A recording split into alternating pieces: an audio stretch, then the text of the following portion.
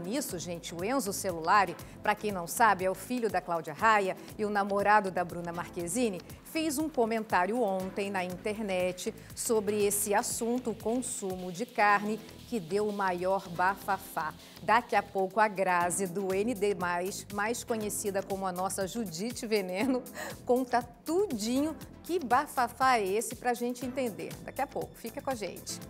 Você já fez algum jejum intermitente? Sabe como é? Para que é usado? O jejum, gente, é uma técnica milenar e agora a gente sabe é um aliado no emagrecimento. A nossa equipe conversou com especialistas que indicam o jejum metabólico para ajudar na perda de peso e também na saúde.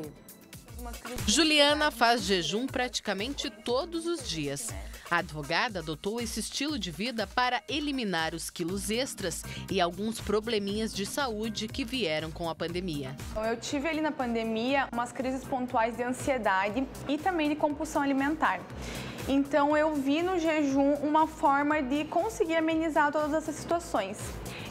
Eu fazia já o jejum, mas eu não fazia de forma correta, né? E não tinha protocolos efetivos. E a gente começou primeiro fazendo um detox, né? Porque não adianta apenas a gente iniciar o jejum e você tá com uma alimentação incorreta, né? À base de açúcar, refinados. Então a gente fez esse detox para depois começar a sentir efetivamente os efeitos do jejum. Foi com orientação profissional que ela conseguiu melhorar os resultados. Hoje, a jovem faz o jejum metabólico, um dos tipos de jejum que a médica Caroline indica para os pacientes. Hoje, basicamente, a gente comenta muito de 3 tipos de jejum, que é o jejum religioso, que é algo milenar, praticado há muito tempo, onde só se consome água, né, e as pessoas fazem como um sacrifício, muitas das vezes, né? O jejum calórico, onde a gente não pode consumir nada que contenha caloria, que é um jejum que basicamente também só tem água, café, chá, tudo sem adoçar, que é muito importante. E o que a gente mais prescreve na prática do consultório é o jejum metabólico. O que é isso? É um jejum onde eu posso consumir determinados tipos de gorduras boas, mas eu não vou dar pico, eu não vou aumentar os meus níveis de insulina. Porque o grande benefício do consultório pra gente, do jejum, é baixar os níveis de insulina para eu ensinar o meu corpo a gerar energia através da gordura. Porque eu tenho, muitas vezes, gordura armazenada. Então, o paciente que tem diabetes, por exemplo, que tem esteatose, né, gordura no fígado, que tem muita gordura armazenada, todo paciente com sobrepeso, que tem peso para perder, eu tenho que baixar os níveis de insulina, porque quanto mais insulina, mais gordura eu armazeno. Criar o hábito de fazer jejum pode trazer muitos benefícios para a saúde. A Juliana percebeu mudanças. Inicialmente você desinflama muito fácil, né? Você tem uma desinflamação muito grande, até por conta desse protocolo de detox que você inicia. Então o emagrecimento ele é muito rápido. Porém, você começa a sentir os outros efeitos, né? O emagrecimento é o que as pessoas mais buscam. Mas depois você começa a ter uma clareza mental muito grande, você começa a ter muito mais foco, você começa a desempenhar muito melhor as suas atividades.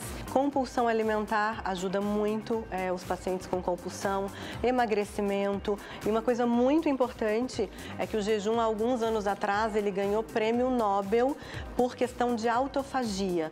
O que é isso? A partir de um determinado período, 18 horas, a partir de 18 horas de jejum, o jejum começa a promover autofagia no meu corpo, que é o quê? Matar células velhas e dar espaço a células novas.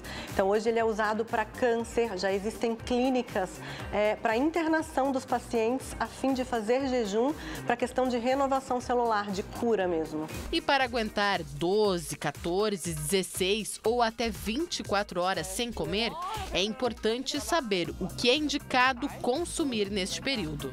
Durante o período de jejum, a gente pode estar consumindo água, chás, chimarrão, café e água com gás ou água com limão. Então, são coisas que a gente pode estar utilizando durante o jejum, né? O que a gente tem que cuidar muito é que esses líquidos, né? O chá e o café, eles não devem ser adoçados, nem com adoçante, porque toda vez que eu tenho um sabor doce na boca do adoçante, ele realmente não tem caloria, né? Mas o sabor doce na boca vai estar estimulando níveis de insulina. E a gente tem todos os benefícios do jejum por estar mantendo esses níveis de insulina baixos. Então, eu posso estar consumindo chá, o café, mas eles não devem ser adoçados. As especialistas ainda ressaltam que tão importante quanto o tempo sem comer são os alimentos para consumir na hora de quebrar o jejum. Sempre que eu for quebrar o jejum, eu tenho que preferir alimentos fontes de proteínas e alimentos fontes de gorduras, né? As proteínas a gente pode utilizar o ovo, o frango, o peixe, a carne, e as gorduras a gente pode estar utilizando as gorduras das frutas, tipo o abacate, o coco, o MCT, que são coisas que vão, assim, manter os benefícios do jejum. E quando a gente quebra o jejum, é importante que tenha esses alimentos para que eu não tenha um estímulo de insulina e de glicemia. Quando a gente pensa no jejum com o objetivo de emagrecimento, de longevidade, eu me beneficio dele por baixar os níveis hormonais, tanto de insulina quanto de glicemia.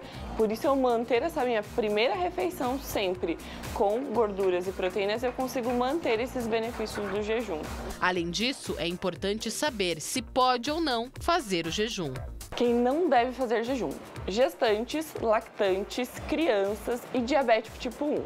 O diabético tipo 1, ele se beneficia bastante com o jejum, porém, ele só pode fazer um jejum intermitente com acompanhamento médico, por estar dosando e ajustando a aplicação de insulina. Não necessariamente se você vai fazer para emagrecer. Você vai fazer para emagrecer se você associar com uma dieta adequada no período de alimentação, na janela de alimentação que a gente fala, né? Mas você pode simplesmente fazer com esses benefícios para a saúde, para a autofagia e comendo tudo que tem que ser ingerido na janela de alimentação, feito, né? O que a nutricionista faz de acordo com o caso e o objetivo de cada paciente. E vale lembrar ainda que os resultados mais eficazes são alcançados quando a pessoa se compromete e tem orientação profissional.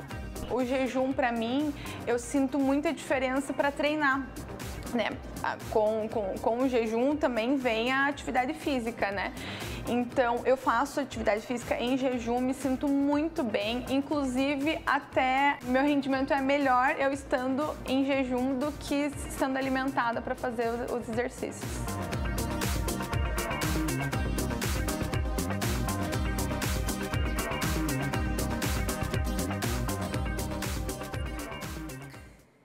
É importante a gente também prestar atenção no que a especialista disse ali, né? A gente precisa também de um acompanhamento, não vai dormir, acordar, vou fazer jejum. É bem importante até para fazer certinho e saber exatamente o que você vai comer nessa janela, como a profissional disse ali. Eu já fiz várias vezes o jejum com acompanhamento, claro, e dá super certo, principalmente aquelas pessoas que não têm fome pela manhã, né? Você faz a sua última refeição ali às 8 da noite, você não tem fome pela manhã, aí consome o cafezinho sem açúcar, o chá, a gente consegue ficar esse intervalo maior sem comer. E você alia o emagrecimento e também a saúde, né? É importante cuidar dos dois. Mas a gente tem que lembrar, gente, que emagrecimento é jejum, né? A dieta, o exercício físico e a constância. Não tem segredo.